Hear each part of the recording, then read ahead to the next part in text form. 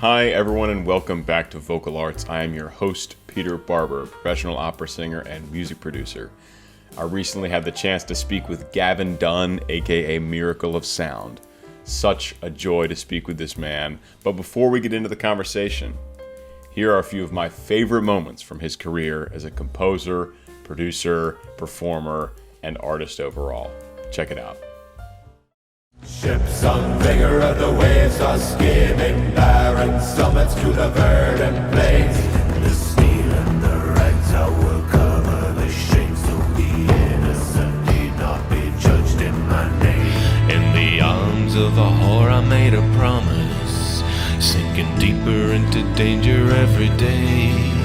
Raise your horns into the air and sing a song loud and proud as bronze blood. Just trying to show you just how well I know you. I understand just how you feel.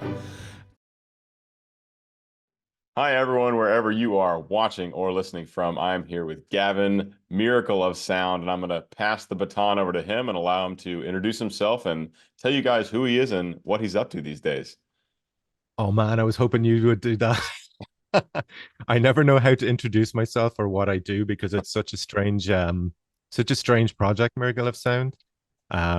It's basically I make songs and I put them on the internet, and a lot of them are inspired by pop culture, like video games or TV shows and things like that. And some of them are inspired by history or mythological stuff. I wish I could put a genre on it, but I can't. It's like every genre under the sun: metal, folk, pop, rock, you name it, I've done it. And how did you come to the name Miracle of Sound? Where'd you get that name from? Funny you asked that first because I actually have a few regrets about picking that as the name because Okay. people often get the wrong idea about it. They think it's some kind of a self-referential thing, like talking myself up, which it's not at all. And it's also not a religious thing. I don't really have any strong beliefs about the great unknowables in life. So it's not a religious thing. It basically was the name of a song that I had in one of my old bands. And the song was about how great music is, just in general. And I was using it as my handle on forums and stuff back in the old days. And it just kind of naturally, accidentally became my artist name when I started putting out songs on the internet then, because I had been using it as my name on forums, which I think actually is a fairly common thing from what I've heard from a lot of like musicians who got their start on the internet like in the kind of late 2000s era. Yeah. Yeah, I think so. I mean, you find something that you like early on, and then you grow with that name, and it just kind of sticks around. Yeah, exactly. And then, maybe by the point you'd want to change it, it's become so Too big that much. it'd be a huge hassle and rebranding and all that stuff. Exactly. And it does make me a little bit sad that it can be interpreted in a way that seems very much like a kind of an arrogant almost statement about oneself. But that's not at all what it means. It's a reference to it just means music is awesome. That's what it Yeah, means. that's always been, I never for once thought it was an arrogant thing. I always thought it was like, yes, sound, music is this amazing thing we get to experience, and it can change people and it can change emotion. It's a Exactly. miracle, right? It's a miracle that we get to experience it. Exactly. That was always my Exactly. interpretation. So at least you got one person who Yeah, knows what that's it's good to about. know. Yeah. So where exactly did you start out? Did you grow up in a musical household, and did you play instruments growing up? How did you kind of get into music? Honestly, I've never wanted to do anything else. My father was a published poet, so that's where I got my love of writing. And he would always encourage me to write. And I was writing poems when I was like 7, 8 years old, you know. They weren't very good, but um, and regarding music, I always wanted to do it. I was really like when I was a kid, I was dancing around playing the tennis racket to Iron Maiden and Guns N' Roses. And I got my first guitar. It was shortly after my father died when I was 15, and Hmm. I was kind of a bit lost, a bit of a lost little teenager, not very sociable, a bit of a nerd. And someone gave me a guitar. And from that moment, there was literally that was it. There was nothing else I was going to do with my life. And I'm absolutely terrible at everything else. I've worked so many jobs. I worked in a cinema, I got fired. I worked in a bookstore, I got fired. I worked in a restaurant, I got fired. I did manage to work in a music store for like 5 years and not get fired. So that was great. But it's always been music for me. It's never been a what inspired you to do this for me. It's just there is no other option for me. It's all I've ever wanted to do. And funny enough, I think my limitations in terms of skill and dexterity are what brought me my success eventually, because I realized early on that I have very clumsy hands and I'm not ever going to be a shredder or someone who can play at a million miles an hour or do amazing piano arpeggios. So I poured all of my focus into writing. And again, my vocals as well is something I've never been confident about. I don't consider myself to be a great singer. So again, that taught me a lot about how to arrange and to do layering and to really make your voice sound a lot more impressive than it really is by recording it like 50 times and doing all crazy harmonies and stuff. So yeah, Yeah, it's the gang vocals are powerful. It's a powerful I tool. love it. Yeah, and I it's very very rare that you will hear a single Gav in a song singing on his own. You know. I'll keep an ear out in the future for And that. I don't know if you've experienced this, but I know other artists do. Is people often mistake that for auto tune, and they think that it's like very processed or something. And actually, what you're hearing is just the person has sang the song multiple times, and you're hearing it all sung back together. I have come to realize that people outside of the music industry will any kind of editing, any kind of processing they hear on vocals, they just think it's auto tune. Yeah, So absolutely. it could be multi-tracking, it could be reverb, it could be delay, Mhm. and people just think, "Oh, that's auto tune." Yeah, I yeah, have to ask exactly. before we jump back on this train, I would love to know how you got fired from those jobs. Um, so in the cinema, I was in a band at the time, and I just didn't like people not liking me, and they wanted me to be a manager and to give out to people and to discipline people when they weren't behaving properly, and I just didn't like doing that. So there were other things too, but that was probably the main reason. They just were like, yeah, this guy is not a manager, let's fire him. In the bookshop, it was because I didn't want to do the security part of the job, which I did not want little like teenagers spitting at me and throwing things at me. So I just stopped bothering to accost them when they would steal things. So I also got fired from that job. And I lasted about a week in a hotel kitchen before I called the chef a cunt and told him to go fuck himself. He was like notorious for being really horrible to all the waitresses, and I was in there stuck washing dishes, and he was just really obnoxious, and yeah, so I was fired for not. That's kind of iconic, honestly. Yeah, I'm a lot more chill these days. I was a very angry youth. You seem very chill. You do seem very Yeah, chill these days. yeah, Okay, but so I was not always like this. that's hilarious. I think the people are going to enjoy that story. Are my glasses really distracting with the reflections? Should I just take them off? Only at a certain angle I hadn't really noticed, but as long as you can still That's see maybe and if that's function, less annoying for the audience now, not that these looks green lights flashing out of my eyes like the Matrix or something. that looks great. That looks great. So what was the first song you wrote or arranged, and the instrumentation for it? Hmm. Honestly, I don't remember because I've been making music since 1995. So it was probably Wow. something very grunge like and very obviously inspired by Nirvana and that kind of music. Okay. But Okay. yeah, and then I was in a kind of a rock band for a few years with good friends of mine, and then I was in which I wasn't the singer.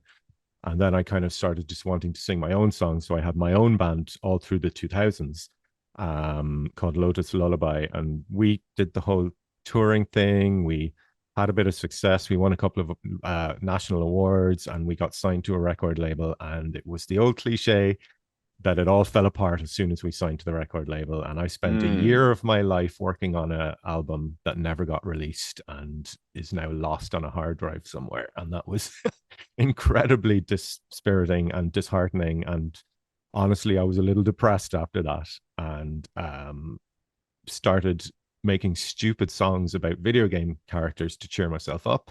And I put them online, and that is how I accidentally stumbled into Miracle of Sound. Wow. So that was leading to my next question, which is how you eventually found video game music. But I want to ask Yeah. about this band and this label first. So Yeah. does the label basically still have that music and they have perpetual rights to masters or something, so you No, can't they touch no, it? they lost the hard drive. Just lost it. Uh, they just lost the hard drive. And you know what? They were actually nice people. They weren't one of these labels that like were horrible, exploitative, kind of nasty people. They were good, actually nice guys. They just lost the hard drive. Wow, that is a Yeah. that's a blunder. I've since re-recorded a couple of the songs. There's my songs Amnesia, Evacuate, Every Time You Look Around, and I think there's another one as well. We're all pre-Miracle of Sound songs that I re-recorded for Miracle of Sound. So I own the rights to them now, but it's just unfortunately that album looks like it'll never see the light of day because it's just disappeared somewhere. Gone. Well, Yeah, that's unfortunate, but I guess you've made a lot of other songs to make up for yeah, that lost ground.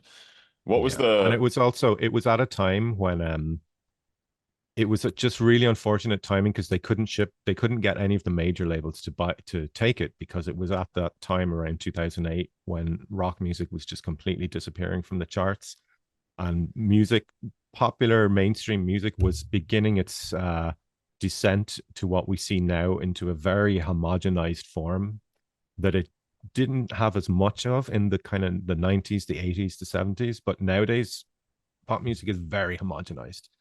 And when I say pop, I don't just mean like your Britney Spearses or your Ariana Grandes. I mean just popular mainstream music, you know.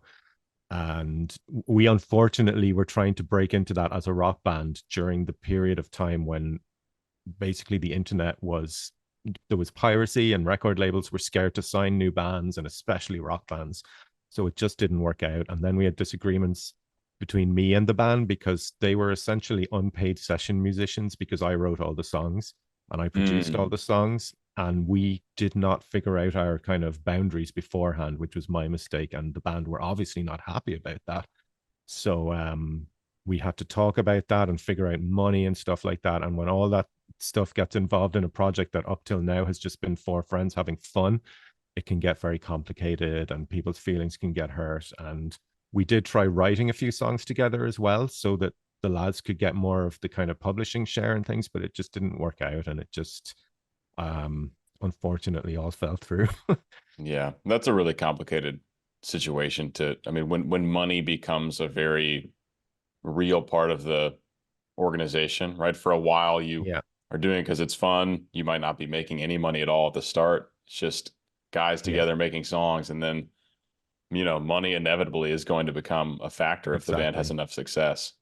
Exactly. And I'm always pretty good about money. I'm happy to give people proper shares and everything. Like spoiler, I might be starting a live band this year and I will be making sure everyone's fairly paid for anything they do. However, I will never share songwriting royalties because that's my work, you know. Yeah, definitely. Well, that's exciting. I was just about to ask if you had been in a band since that one fell apart. So that's exciting news.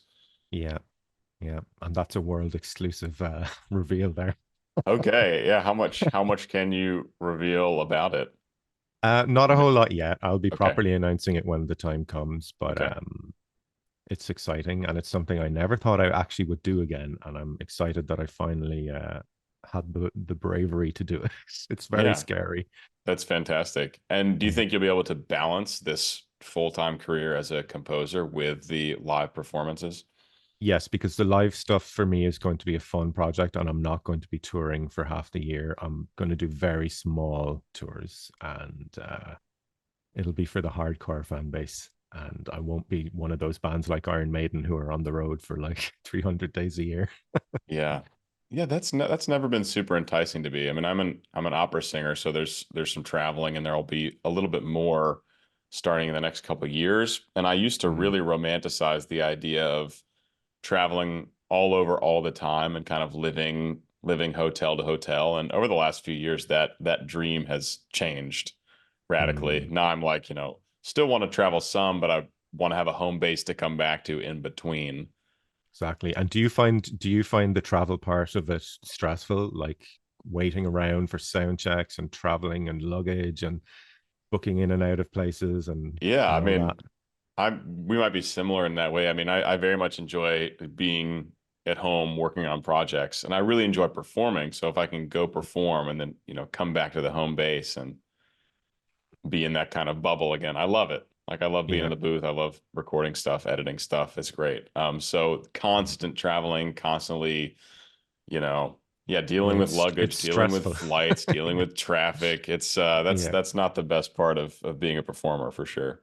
Especially as you age, because I'm 43 now, and I'm getting on a bit, and it gets harder to do that stuff. And also there's the kind of having to be very, very disciplined when you are doing that stuff, like to not get too drunk after the gig because you're going to be dying the next day and you won't be able to perform the day after. And Yeah.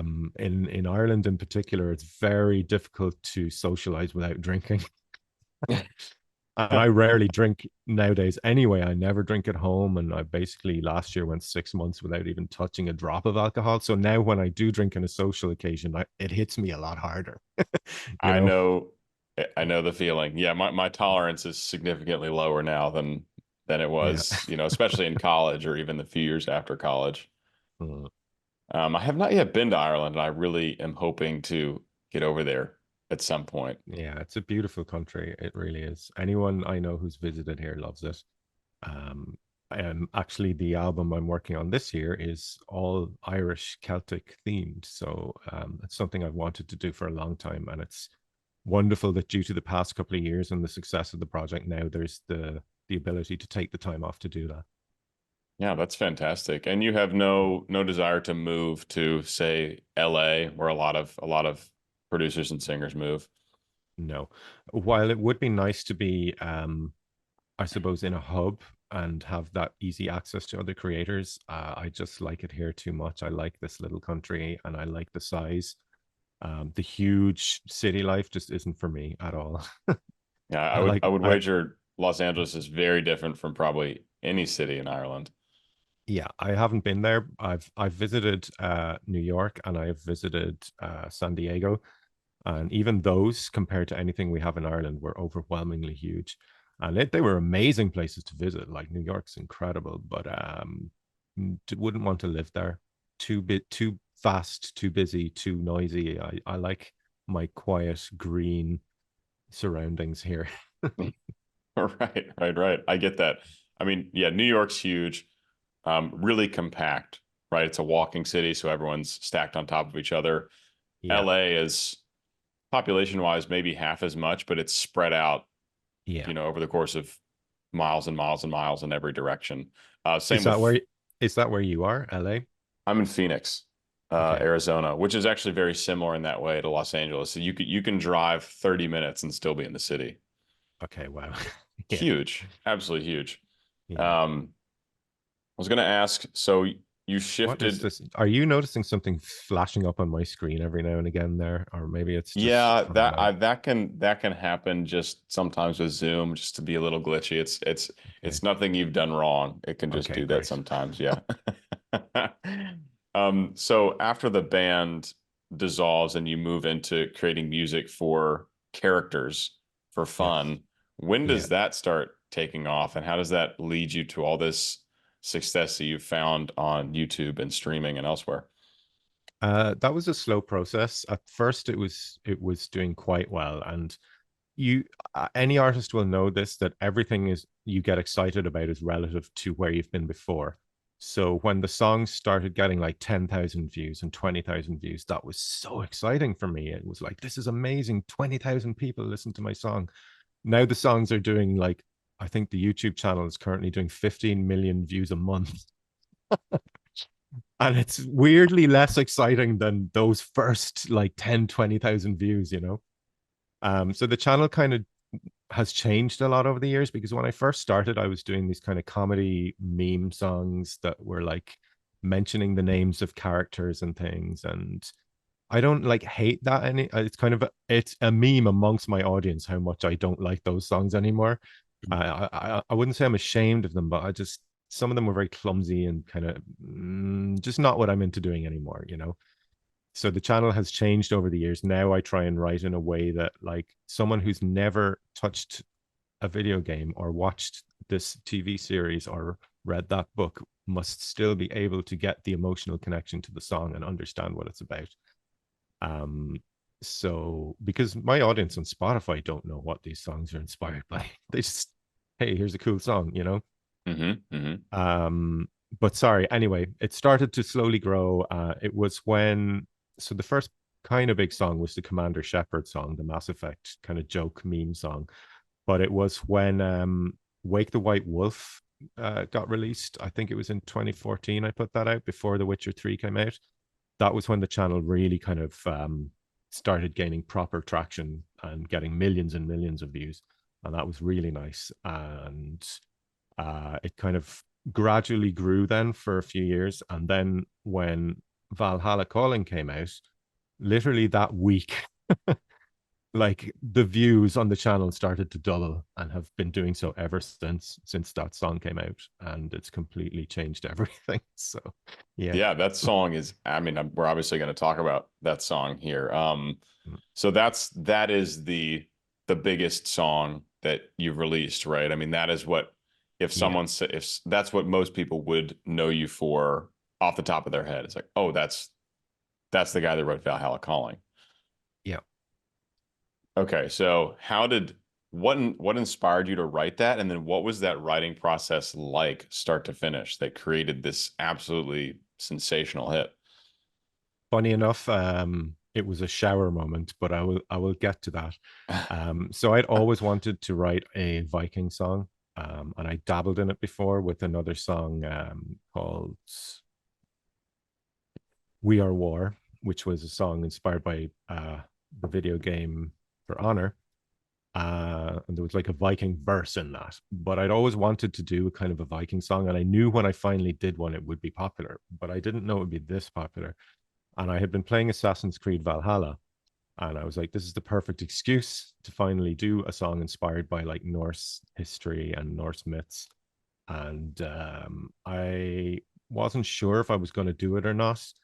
But I was in the shower and literally was humming to myself, and the chorus just came to my head. Oh, oh, the echoes of eternity. And I was like, okay, we have ourselves a song. Sat down and wrote the rest of the song in less than half an hour, which is really, really unusual for me. Really unusual. Like it can take me months to write a song sometimes. And then basically spent a lot more time creating and producing the song then, because it's a huge production with like, I think there are 90 layers in it. Yeah. So yeah, it was one of those songs that was like a happy accident, you know. It's really funny how some of the best work happens Yeah. really, really quickly.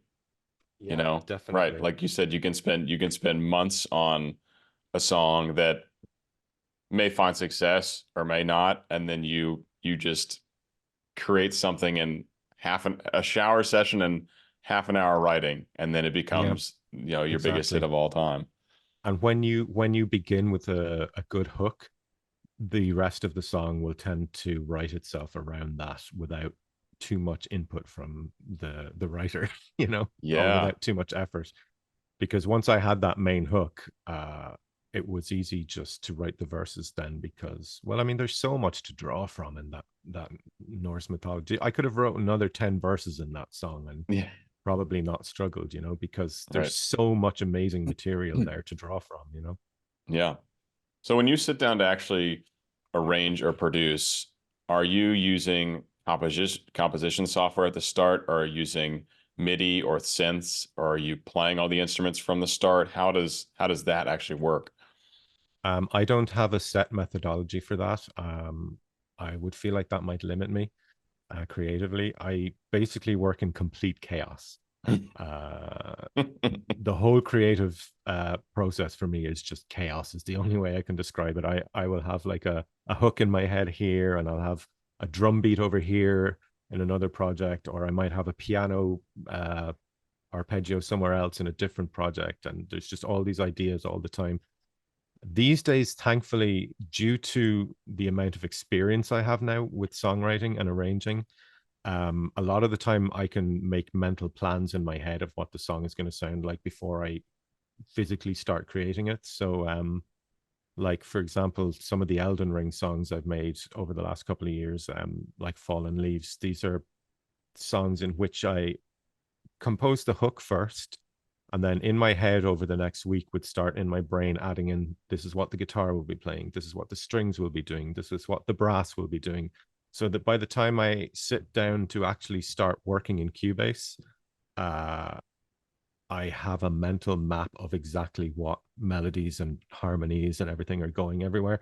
And that really only comes from having 20 years of experience writing, because it's like second nature to you at that point. So you can create these incredibly complex like mind maps, and they don't always stay the way they were imagined. Sometimes I make changes when I get to the creative process of actually making it, and other times I leave it exactly as I imagined it.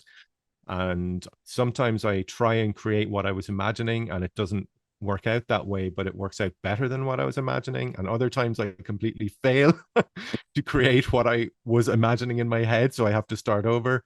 So yeah, there's no real methodology or kind of pattern to it, I suppose. It's just complete utter chaos. Okay, okay.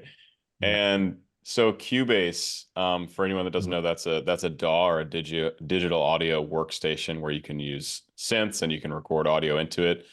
Like Ableton Live or Logic Pro are some other Or common Pro ones. Tools. Pro Yeah, yeah, Tools is probably the most common for people who work primarily in audio. yeah. How did you stumble across Cubase? Is that another thing that you just started with and have become proficient at? Yeah, basically I've been using Cubase since like the late 90s, and I just was always too lazy to learn a different uh a different one. I have used Ableton a few times. Um and I will have to learn Ableton again actually for the live stuff, but it's they're pretty much, I'm sure you know this yourself. It's like riding a bike. They kind of all do the same thing, just in slightly different ways. Um I suppose an equivalence for anyone out there would be like, if you've played one first person shooter, you're probably going to be okay playing another first person shooter. And music production software is the same. I, Yeah. I just like Cubase because I'm used to it, and also I really like the visuals on the UI. I can turn my projects into like beautiful rainbows. Yeah. Yeah. Yeah. And Ableton, on the other hand, has the ugliest UI I've ever seen, and they don't seem to ever want to change this. And No, it's like I could not look at that UI for like 12, 14 hours a day. I just could not do it. yeah, it's like a 90s Microsoft screen or something. Yeah. I started out using Ableton because I've made a lot of electronic music, and I find that Mm. Ableton's particularly good with MIDI Yes. and uh, drawing in music Yeah. and writing in MIDI. And Um, looping. and looping and Mm. yeah, so Ableton I use for that. If I'm gonna Mm. record something, I'd rather record like vocals in Logic Yeah. and then move the vocals over to Ableton. I find Yeah. that Melodyne does not do well in Ableton. There's some disconnect with the programming where often if I try to run two parts at once in Melodyne, one will play and the other one will lag way behind it. And it's an issue I've been having that I can't seem to figure out. So I find Yeah. vocals are much better to use in Logic, but MIDI's great in Ableton. I don't actually have Melodyne. I've never tried it. But I think I've heard it. As far as I know, it works okay in Cubase. Yeah, probably. Yeah. It's kind of unusual that it doesn't work, and it could be some update that I'm missing. You never Mm. know. So, are you using primarily sample libraries when you go in and add instrumentation? I see you've got at least some guitars back there on the wall. But how much do you play and how much do you use sampling for? Again, that depends on the song. So for if we take Valhalla Calling as the example, and I'm referring to the original version, um, that was kind of half and half in terms of the percussion and drums. So a lot of the drums on that are VSTs, virtual studio technology, I think it stands for. Anyway, what it means is instruments that you hit the keyboard and the keyboard plays a drum. So a lot of the drums on that song are that, but a lot of them are also my own, just smacking an Irish drum, a bowron or a djembe, uh, clanking bits of wood together, bits of metal, whatever I can find around the house. And that song was great for that, because if you listen to that song, there's all kinds of crazy percussion going on, and a lot of that is just stuff that I found around the house. But in terms of the instruments on that song, yeah, it's mostly not live instruments. It's mostly like keyboards. Okay. But yeah, I play guitar, I play bass. Usually anything that's a string, like a string instrument, like a bouzouki or anything like that. If you hear that on my song, it's very likely I played it. Otherwise, it's a VST. I don't do live drums, as in for like a drummer. That's all programmed. I program every single drum beat individually, Yeah. I mean, which that's considering the complexity of some of the songs is very time consuming. yeah, that's so worth it though if you have the control to make it exactly Yeah. what you want. And then drum sample, I mean, there's some amazing quality of drum samples Oh yeah, they're out there. unbelievable nowadays. Like even, I mean, I've gone between using Superior and using Slate drums, and even Easy Drummer has some fantastic. Like one of my favorite snare drum is one of the like vanilla basic Easy Drummer snares, and I will sometimes with put it into another kit to layer up the snare just to have my favorite Easy Drummer snare in there. That's really great. Yeah. That as Yeah. far as how people do a cover, do you have any opinion on that? If someone completely turns the song upside down or Well, I completely learned changes the genre. I'm fine with that. However, there have been some covers that have added extra lyrics, and I'm not been super happy with that. And it's actually illegal. You can't do that and Mm, still call it a cover version. But I let it go because I'm not interested in getting into these kind of battles with people, and I don't. yeah. Once it's done in a way that I feel they were being respectful and they felt they were being respectful, whatever, do what you want, and I'm not going to chase you down and say you changed 10 words there, now I'm going to legally battle you. That's not how I work at all. I would, however, if people are going to change the lyrics, I would prefer to be contacted first, that they would have let me know. But you know what, it's not a big deal to me, really. It's just, and it was such a good cover version anyway that I kind of, when I heard it, I was like, yeah, this is awesome, and the part they put in suits their version. Awesome. So what are some of Yeah. your favorite projects you've done so far? If you could list a few. Actually, one I'm working on at the moment with the amazing Elizabeth Zaroff Oh, from shout out to Elizabeth. She's Yes. so wonderful. Oh my gosh. Okay, so first she's a pleasure to work with, and Kirk as well is awesome. Yep. But we've done this basically it's a symphonic metal song that I wrote, inspired by Melania from Elden Ring, who's this incredible character with this almost like Greek tragedy level of story around her, and it's very sad and haunting and tragic, melancholy metal song with like like string section, live string section, and like Elizabeth's vocals are absolutely incredible, and Mm. I cannot wait for people to hear this. We did a mix of some parts she's singing full opera style, and some parts she's singing in a more contemporary style, and she just like absolutely nailed both. And it's like 7.5 minutes of this epic musical journey, and I just cannot wait for people to hear this. Man, that's so exciting. Yeah, so you've probably had this too, where your new song is always your best song and your favorite one, but Yeah, like I yeah. really do feel with this one there's something special. But in terms of other songs, my favorites change a lot. Like I love the song we did, Soul of Sand, which was inspired by Dune. And we got an amazing Arabic singer in for that one to do some incredible like vocal acrobatics. And My Odyssey is one of my own favorites. City of Night, Valhalla Calling, not so much. Hmm. That song, I liked it at first, but I think I agree with the people who say it's become oversaturated. And also it has because there's been so much kind of professional and emotional baggage for me that's come along with that song, I actually find it very difficult to listen to it now. The original I still enjoy, but other versions of it I've worked on, I find very hard to enjoy now. And other versions that some other people have done, I find even harder to enjoy. But for the most, I actually love hearing the covers. Like some of them are so creative, some of them super creative. The voice play cover is probably the most creative one I've heard. Yeah, it's Again, though, phenomenal. they were naughty boys and added in an extra verse, but we'll let them off. The rap section, yeah, Jay Nunn's Mm, rap section.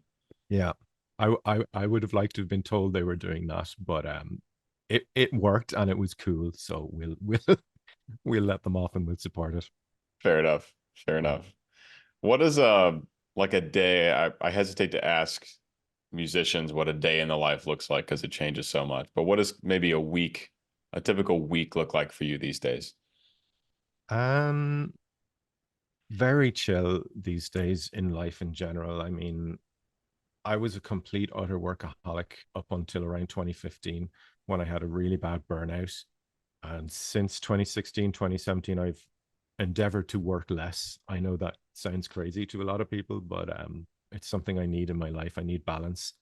And my mental and physical health suffer when I let myself get too into work. And I've learned to gradually pull away from that and see the signs of burnout now before they happen. So generally, I work in bursts. So I could go 2 weeks and not compose or create anything. I'll just be kind of breathing in, I suppose, is the way to describe it best. You got to breathe in before you exhale out all the ideas and work, you know.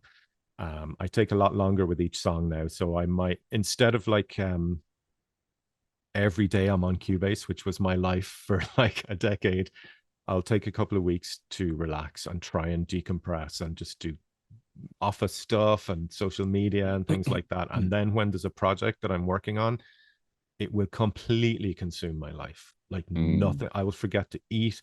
I won't sleep. My wife will have to remind me to get off the computer for like half an hour and just take a break and eat something because I cannot think of anything else when I'm working on a song. It literally consumes my entire brain and consciousness and being. And Wow. it's dangerously obsessive.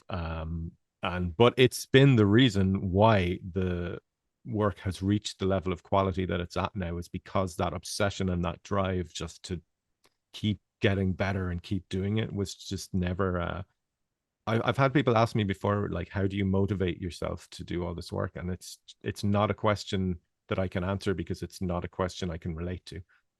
You know, motivation is never a thing for me. If the song idea is there, I can't think about anything else. Sorry, that was a bit of a rambling answer. No, I completely agree with the motivation aspect of it. I'm currently working on a full album, and basically what I'm doing is taking songs and kind of reimagining them as obviously bass singer stuff with Yeah, heavy multi-track vocals, but then very heavy electronic influences from my background as an electronic producer. And they're yeah, really interesting, some of these projects. And so, yeah, it's just like if I sit down and I open up a project, it's just you're there for I the day. yeah, I want to be working on it. I don't need someone to push me into doing it. It's just what is super enjoyable and it's exciting. And then you've been working on a part that doesn't quite sound right, then you find the puzzle piece that works. It's like the Exactly. most exciting thing in the world. Yeah. And sometimes it can take a while for things like that to become clear. Like you have to you do at some point you have to let it go and take a day to just see if the right answer for a certain part will come to you. And it always does eventually. Yeah. But Yeah. do you mix your own music I do. or do you Yeah. Yeah, I so do. I don't know if you found this, but for me, outsourcing the mixing has been the biggest time saver I've ever had because about it's almost 3 years ago now, I found Frank, my mixing guy, who's incredible. And having someone else to mix the songs has, no joke, freed up like 60 to 70% of my work time. Because that used to be what took by far the longest for me was the mixing. And Mixing does it's take a such an long time. Yeah, and it's such an undervalued art form. Oh my And gosh. I wish like there was more we could do to let the audience know how important the mix engineer is to the process. Because I can remember growing up in the late 90s and early 2000s, there were so many albums that had a particular sound, and I'm like, God, I love that sound. Wow, they all sound. And I would then go and discover, well, all of these albums were mixed by Andy Wallace, Yeah, or uh, and it was just like a light bulb goes off then, and you see how important that process is to making your favorite albums sound the way they sound. And I didn't find a mix engineer I trusted until about like like 10 years into the Miracle of Sound project. But Frank's amazing, and I think there has been a very audible raise, like a very audible raising of the quality of my work since he got involved with it. a good mix is absolutely critical. Yeah, It's the only way absolutely. to hear all the elements clearly and have the right ones highlighted.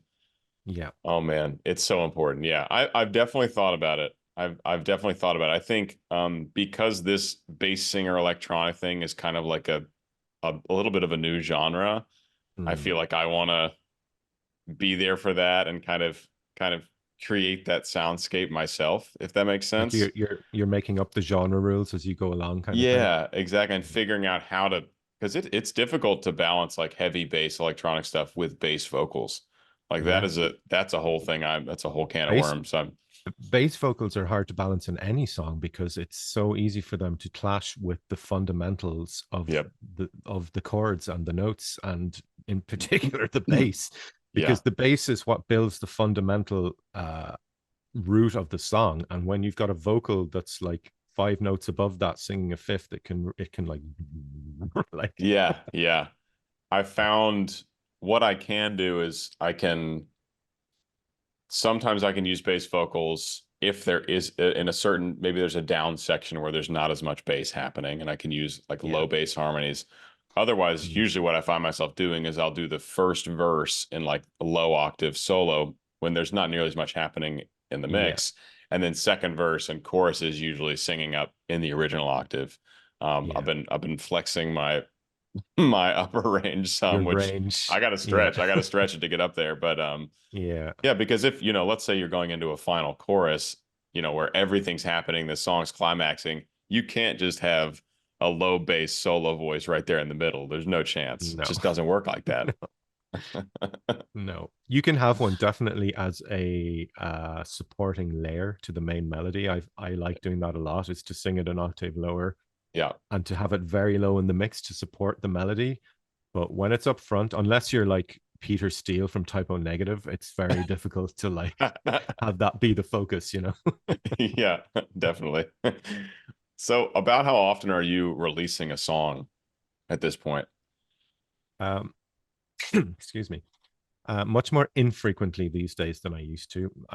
In 2014 and 2015, I think I was releasing about 30 songs per year, which was Wow. really, really crazy when you consider I was writing them, producing them, mixing them, mastering them, and doing the videos all by myself. It's It's insane. not Yeah. it's not surprising I had a burnout.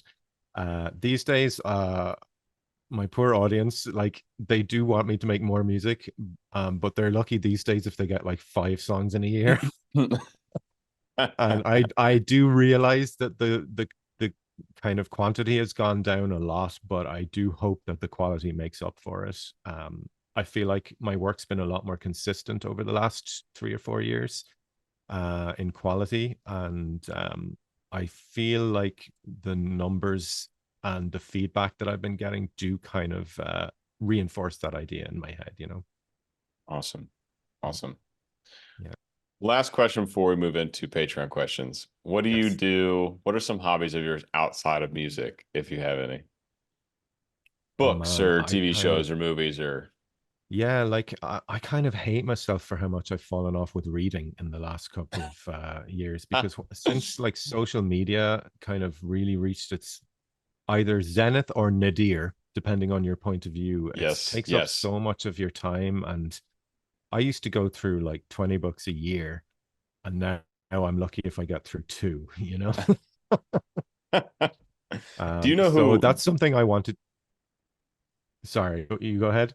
I was gonna say, do you know who Alex Seaver is, or Mako is his artist name? He writes for League of Legends and for Arcane, if you've seen that show. Okay.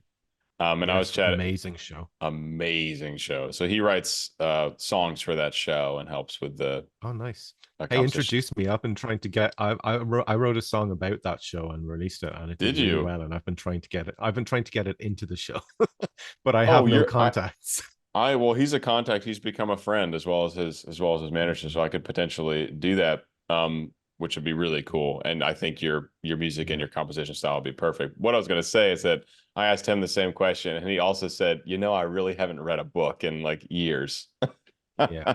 It sucks, and I really want to get back into reading. It's something I plan to do. Hopefully, in my older age, is to just read books on the couch all day long.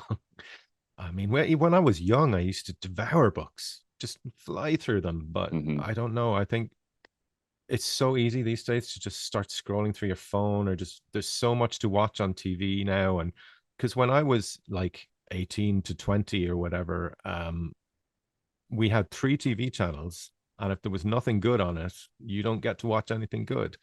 You didn't have this whole Netflix and like every movie ever made at your fingertips, and you didn't have YouTube.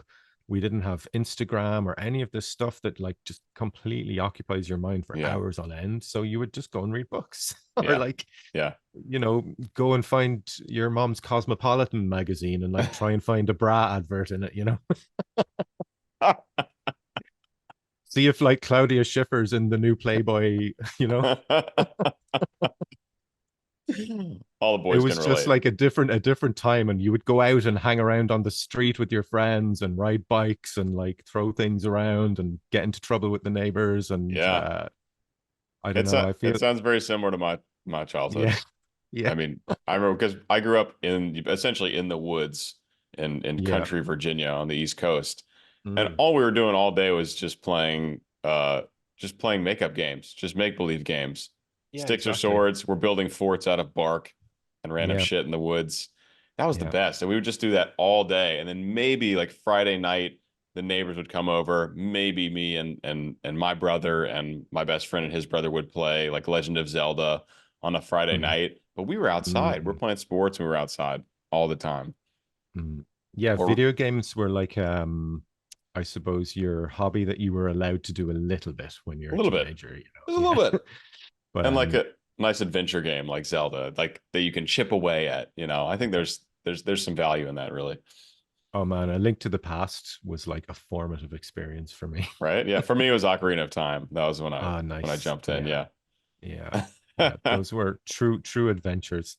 Oh man, But fantastic. yeah, it's a little bit sad, and I do want to get back into reading more again. On my honeymoon a couple of years ago, I went through a few books, and I was like, "This is so nice. I want to get Yeah. back into this," but I never did. So Yeah. Yeah. I find it's tough to find time to read during the day, but I do read every yeah, night before I go to bed. I'll usually read fantasy or something that kind of takes me out of whatever I've been working on. And so right now I'm actually right at the end of Harry Potter, like the whole series. I had never read nice. it start to finish, and it is, I mean, I hop in bed every night. It is so enjoyable. Yeah, I've never been a Harry Potter fan actually. I've just never got into it. Lord of the Rings for me was the big one. I read that like Hmm. once a year for 10 years. I would read that book. I read through those for the first time just last year. Nice. Yeah, yeah, yeah. Nice. What a journey. What a journey. That is a journey for Um, sure. but yeah, mainly for me with hobbies, it's gonna be these days I'm gonna be playing video games a lot. I'm on my fourth playthrough of Elden Ring at the moment. That game is just like crack cocaine to me. Well, I guess that counts as business for you because you write so many songs based on these video games, right? I mean, I'm sure that's That is, yes, how I justify it to myself. right. Yes. Exactly. We're going with that. Yeah. All right, let's Um, move into some Patreon questions if that's all right with you. mhm. Let's see, what do we got first? Okay, Dorothy Rosenberg. So we've talked about some of these subjects already, but just anything we've missed, we can fill in. All right, from Dorothy Rosenberg. How does it feel to hear your compositions performed by other artists? Do their renditions after your appreciation of your creation, or how do their interpretations affect you, basically? And are there particular covers that you really enjoy? Are there some covers where you're like, wow, they really nailed it? Yeah, I think we covered a lot of this. Yeah. I again will mention the voice play cover, which I thought was very creative and a very interesting way to approach the song. Um, who else did really nice? I like a lot of the metal covers, like Jonathan Young did a Oh, great cover. he's fantastic. Jonathan's a good friend and he's a lovely fella. And Yeah. but even if he wasn't, I would still have liked his version a lot. I like Serena Bell, her version of it. She sang it very softly and very kind of almost in a spiritual way. And it was funny because I shared it and I saw some comments that were saying this doesn't fit the song. It should be a big masculine war chant. And I'm like, you have completely missed the point of the original version that I wrote, which was not Mm, meant to at all sound like a battle chant or a war chant. It was meant to sound very reverent and sad and like an ode to a lost mythology, you know. That's very much the vibe, and that's why Serena Bell's version appealed to me, because that was the way she does sing it. She sings it in this kind of melancholy, ethereal way, which to me is much more preferable to the kind of ships on fire, kind of angry yeah. Viking stuff, you know. Yeah. Yeah. Yeah. Okay, great. Yeah, Yeah. and I feel like we did cover most of those already. Yeah. Also, I've seen covers in German, which is fantastic. I've seen like all these different languages. I've seen some amazing instrumental covers, which I always love to see. But yeah, Awesome. those would be a few of my faves. Awesome. Ryan is a big fan of yours. Yeah, he's asked a couple questions that we've really already covered, but I'll read through them just in case something else comes up or pops in your head. How did the idea of Valhalla Calling come about? What was the source of inspiration that eventually led to the creation of that song? And what was your initial reaction to it going mega viral, as he puts it? So we've already discussed the first part of that question. Yeah. So I'll talk about the second part. My reaction was obviously I was very happy.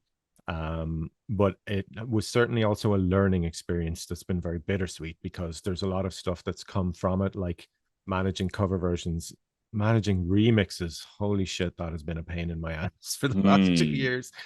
And there's so many people just do not understand intellectual property that you cannot just take someone else's recording and sing over it and distribute it. You can't do that, and it's No. illegal. And I've had to spend a lot of time chasing people down for royalties they owe me, a lot of time trying to get things removed.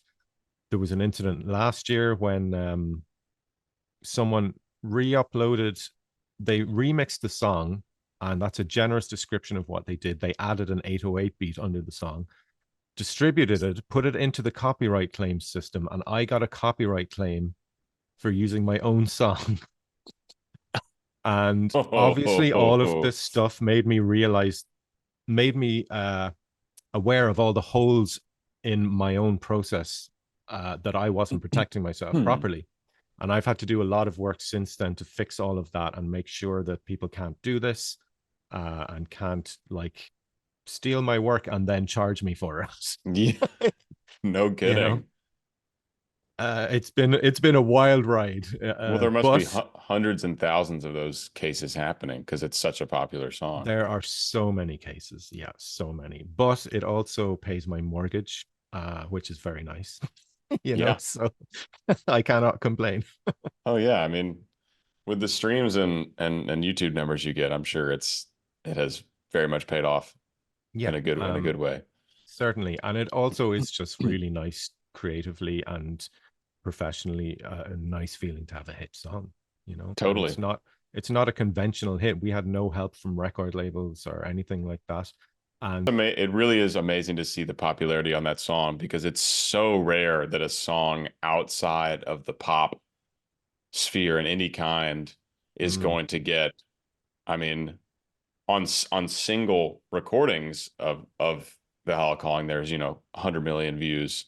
yeah, Never mind, like I'm sure there's billions total there's between so all the many. different versions and I looked it up the last time I checked on YouTube alone, between the different versions, in my analytics, there are like almost 800 million views on that one song alone, I think.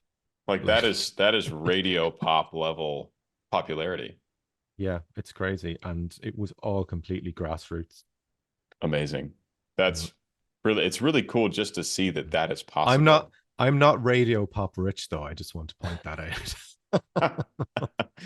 Well, actually, I mean, do you have a label or a manager, an agent? No, I have a See, very that's good lawyer. I amazing. have a very good lawyer. Yeah, that's amazing. I think if you can stay independent, I mean, yeah, that's Yeah. awesome, man. It's really cool you Yeah. found that much success there. Yeah, I was looking at an interview with Danny Filth from Cradle of Filth recently, and he was complaining that his songs got like something like 30 million views this year, and he only made $14. And I was like, Danny, you need to talk to 14? you need to talk to your record label, because that's not a Spotify thing. That seems to be somewhere in the middle. You're getting fucked here. Yeah. Ooh, If that you're is getting that many plays and you're making like that little money, that is definitely something to do with your record label or someone who um manages your money. something is Yeah. drastically wrong in that case. Yeah, Yeah, because you're not going to get like, you know, 80s stadium band rich from Spotify, but you can certainly make a good living, you know? definitely, Mm, definitely. Yeah. yeah. All I think the right. issue for a lot of artists is that they only make like 10 to 15% because they're on a record label. But if you're completely independent, you keep all the money. So, Exactly. you know, Yeah. go independent, guys. Go into bed. That's what Jonathan Young is. That's been his credo Mm, as well. If mm. you can stay independent, you can keep a lot more of the money that you deserve from those songs. Exactly. And I'm in talks at the moment with a record label to do some physical media, just like vinyls and stuff like that. And that's something I'm happy to share the Yeah. money with them, because they provide the infrastructure to do that, you know. Right. Right. All right. Last couple of questions. We really kind of nailed it covering all these earlier, but this is from Amanda Knott. How did you get started in composing music for video games? And is there a single composition that you're most proud of? Um Again, it was I'll reiterate, it was kind of an accident. I fell into it. And it's funny because when I first started, I was like, how am I going to sustain this as a career? And that still comes into my head sometimes, is like, I have to find a way to sustain this as a career. And 13 years in, I think it's fair to say it's become sustainable. Oh yeah, I mean it's going to run itself at this Yeah. point, even if you stop. Composition wise, again, I'm going to refer to the new song that's coming out, Purest Gold. I really love the composition on that song. Um, any of my pieces that are kind of big symphonic stuff, I tend to be very proud of. Like all of the Elden Ring songs, Moonlight Blue with Charm's beautiful vocals on it. Funny enough, Valhalla Calling, I don't really. If you were to play me that song in the middle of my playlist of my songs, it wouldn't stick out to me as one of the stronger ones. I Hmm. like it and I think it's a good song, but I don't think it's a truly great, amazing composition. It's musically, it's extremely rudimentary. Hmm. The verse has three notes. Yeah. Dun, dun, dun, dun, Dun, dun, dun, dun, dun, dun, dun, dun, dun, dun, dun. and three chords, and it's definitely not a complex composition, but for some reason it just works. But I tend to be proud of the stuff that I put months into creating a little more. I Yeah, would think that's pretty normal with musicians and creators and writers. I would think so as well. Mm. All right, Gavin, any final words to the people watching, the fans, the audience, before we sign off? Just thank you very much for listening and sticking with me for all of these years. I love my audience and they've been so supportive. And in particular, in the last couple of years, it's been lovely to see them all celebrate the extra success with me. And thank you to you for having me on the podcast. It's been a pleasure. Been a pleasure as well. Stay on after we sign off and we'll debrief a little bit. But great having you on. Thanks again, man. I'll talk to you soon. Thank you. Peace. Bye bye. Hope you guys enjoyed that conversation with Gavin Dunne, Miracle of Sound. I know I surely did. If you enjoyed that one, you guys will most definitely enjoy this one. Check it out. Come on, click it.